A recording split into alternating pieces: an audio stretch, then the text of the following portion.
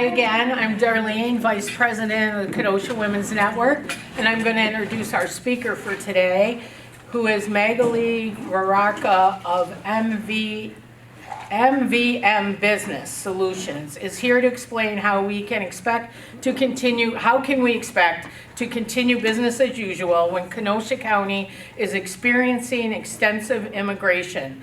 Magaly provides translation services for businesses and has experience helping companies transition in this changing climate. Welcome.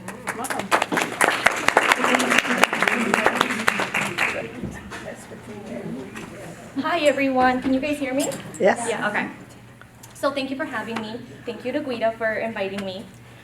So today I want to share with you why the work I do is important to me both professionally and personally, and how it has shaped my understanding of the world of substance abuse, particularly within my own community. So growing up, I was exposed to various ideologies, stigmas, and traumas that accompany substance abuse, often witnessing it firsthand through close family members. These experiences are not unique to me, but they carry a deep and lasting impact on entire generations. As someone from a Mexican background, I grew up in a household that faced many challenges, including the struggles of being a dysfunctional, low-income family. Despite those challenges, I worked hard and graduated from Parkside in 2021 with a bachelor's degree in business administration, all while working full-time. As a young professional, fresh out of college, I was faced with the question many of us ask ourselves, what now? I held various positions in administration, learning valuable lessons along the way. In late 2022, I took a leap and opened my own business, offering administrative services to entrepreneurs. My goal was simple: help other entrepreneurs turn their ideas into successful businesses by taking care of the tasks they didn't have time for, or by creating systems to manage the projects more efficiently. However, as rewarding as entrepreneurship is, I soon found myself drawn into another type of work, one that touched me on a deeper, more personal level.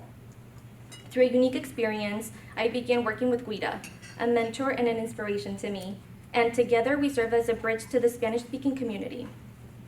This community, like many others, faces the devastating impact of substance abuse and the far-reaching consequences of making poor choices.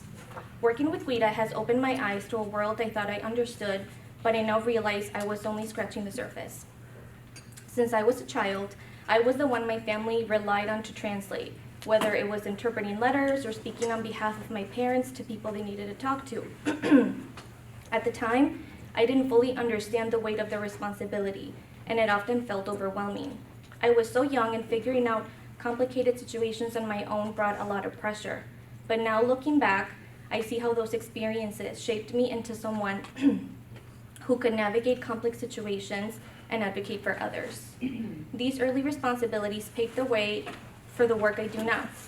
One of the most eye-opening realizations I've had through this work is the difficulty many face in not being able to speak English, and in some cases, the reluctance to learn.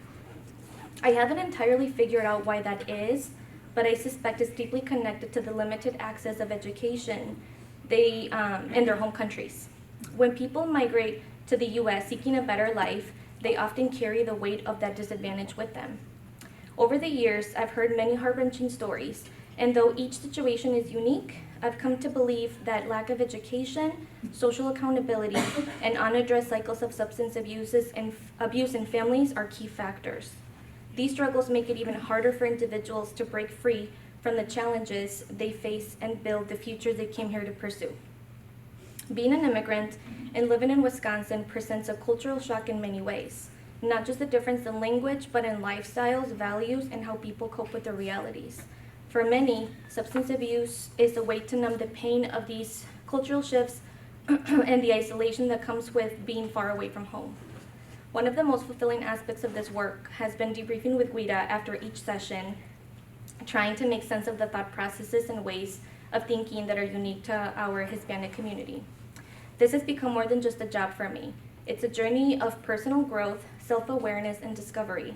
It's about healing from the past and finding a path forward for myself and for the people I work with and the community I come from. And that's something I'm committed to sharing with everyone I encounter, both personally and professionally, for the rest of my life.